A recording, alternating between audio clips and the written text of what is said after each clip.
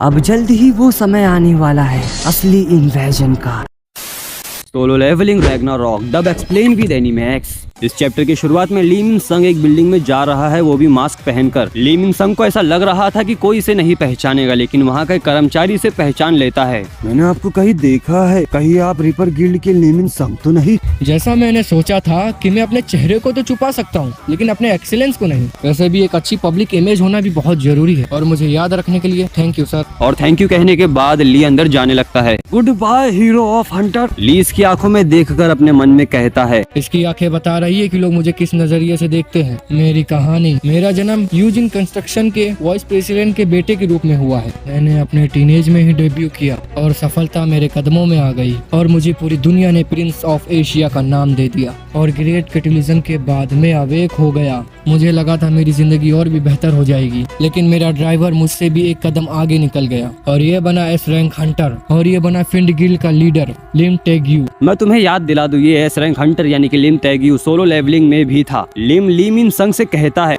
ली Ming संग दरअसल मैं भी अवेक हो गया हूँ, और ये बात मैं आपसे बहुत टाइम से कहना चाह रहा था। मेरी उम्र भी हो रही है, तो इसलिए मैं सोच रहा हूँ जितना जल्दी हो सके मैं हंटर बन जाऊँ। इसलिए मैं आपकी ड्राइवर की नौकरी भी छोड़ रहा हूँ। और हाँ, तुम भी तो ए रैंक अवेकनर बन गए हो, और मैं तुमसे इसीलिए ये पूछ रहा हूँ क्योंकि मुझे हंटर एसोसिएशन ने अपनी टीम बनाने को कहा है। अगर तुम चाहो तो मेरी गिल्ड में आ सकते हो। अब ली फिर से अपनी दास्तान सुनाता है। उस दिन मुझे ऐसा लगा कि इस दुनिया के टुकड़े हो गए। अब ली प्रेजेंट टाइम में अपने मन में कहता है, कैटलिज्म के बाद पासा उल्टा हो गया है। मुझे इसे फिर से पहले जैसा करना होगा, चाहे उसके लिए मुझे डीमन से ही हाथ क्यों न मिलाना पड़े। अब ली बिल्डिंग के टॉप पे पहुंच जाता है, और अंदर जाने से पहले ये गार्ड से कहता है, कहाँ है तुम्हारा मास्टर? इतने समय बाद भी वो मेरा स्वागत करने नहीं आ रहा। और ये पहुंच जाता है उस बच्चे के पास जो खुद इटारीम है। तुम तो काफी बदल गए हो एलियन। ये बाल और इन आँखों का कलर, जब मैंने तुम्हें आखिरी बार देखा था तब से तुम बहुत बदल गए हो, और जैसा मैंने उम्मीद की थी तुम्हारा माना भी काफी बढ़ गया है। मैं तुमसे पहले भी कह चुका हूँ कि मैं कोई बच्चा नहीं हूँ। मैं बस अपनी पावर्स को दोबारा हासिल कर रहा हूँ। मैंने बस डायमेंशनल ट्रैवल की प्रॉब्लम की वजह से अपनी बॉडी को स्प्लिट कर दिया। अपनी पर्सनैलिटी और अपनी स्ट्रेंथ को मैंने फ्रेगमेंट में डालकर इस दुनिया में भेज दिया था। और जो मेरा बचपन वाला रूप तुमने पिछली बार देखा था वो मेरा सबसे वीकेस्ट फॉर्म था, और अब जो तुम देख रहे हो ये मेरा सेकंड फॉर्म है। मेरी पूरी मेमोरीज तो वापस आ चुकी है, लेकिन मेरी पूरी पर्सनैलिटी नहीं। लेकिन जल्द ही ये भी पूरी हो जाएगी। और मैं तुम्हें एक सलाह देना चाहूंगा, मेरी पर्सनैलिटी पूरी होने के बाद मुझसे दूर ही रहना, वरना तुम्हारे साथ क्या होगा वो मैं नहीं कह सकता। मुझे तुम्हारे इस खतरनाक रूप से कोई फर्क नहीं पड़ता, और लगता है जो तुमने मुझसे वादा किया था वो भूल गए हो। और ये बच्चा कहता है, मुझे सब कुछ याद है, फेम एंड फॉर्च्यून। और लिम टेग्यू को इस रैंक से हटाना। चलो अच्छा है तुम्हें याद तो है। अब ये बताओ तुम यहाँ पर क्यों आए हो? अरे यार, क्या मैं तेरे घर भी नहीं आ सकता? मैं तुमसे पहले भी कह चुका हूँ, बिना इम्पोर्टेंट काम के यहाँ पर बिल्कुल मत आना। और ली मिंग संग कहता है, तुम्हें क्या लगता है मैं यहाँ टाइम पास करने आया हूँ? नहीं,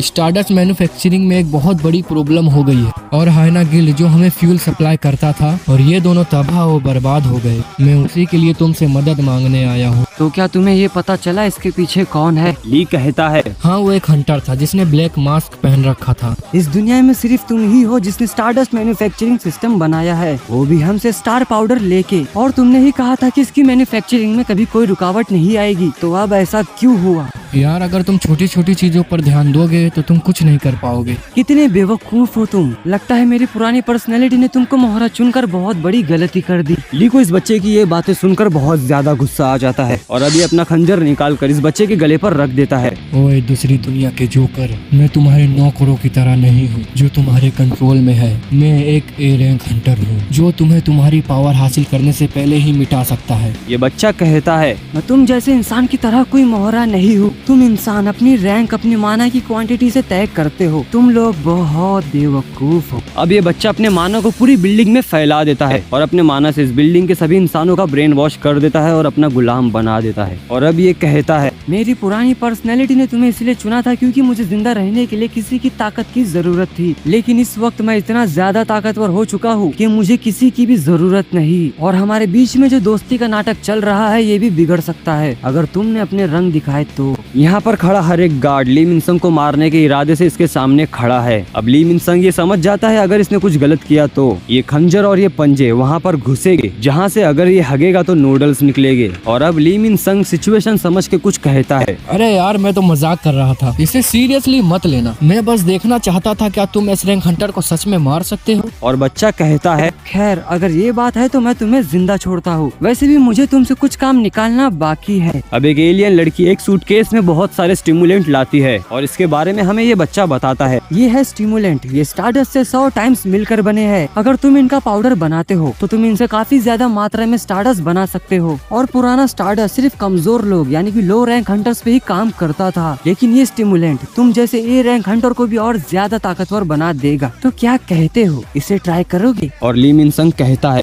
बिल्कुल नहीं, मुझे इसकी जरूरत नहीं। अब ली मन ही मन कहता है, मैं ऐसे ही इसका इस्तेमाल नहीं कर सकता, जबकि मुझे इसके बारे में कोई जानकारी नहीं है। अब ली यहाँ से जाने लगता है और ये जाते जाते सोचता है, लगता है मेरी वजह से इस दुनिया में एक भयानक मॉन्स्टर छूट गया है। खैर मुझे क्या। इस बच्चे के हाथ में जो किताब होती है वो नीचे गिर जाती है और ये कहता है, मैं महसूस कर सकता हूँ मेरा दूसरा फ्रेगमेंट। अब जैसे ही मैं मेरे नए फ्रेगमेंट के साथ फ्यूज हो जाऊंगा तो मैं और भी ज्यादा ताकतवर हो जाऊंगा। फिर मुझे अपने आप को छुपाने की भी कोई जरूरत नहीं। अब जल्द ही वो समय आने वाला है असली इन्वेजन का। अब हमें दिखाए जाते हैं सूहो, बेरू और एसिल। ये तीनों अभी भी उस डंजन में हंट कर रहे हैं और अपना सूहो इस स्नेक मॉन्स्टर को खत्म कर देता है। और यही थी इस चैप्टर की समाप्ति। मैं ऐसे ही और अदर एनीमे और मांगा का डब एक्सप्लेनेशन करता हूँ, तो तुम चाहो तो मेरे चैनल पर विजिट करके इसे सब्सक्राइब कर सकते हो।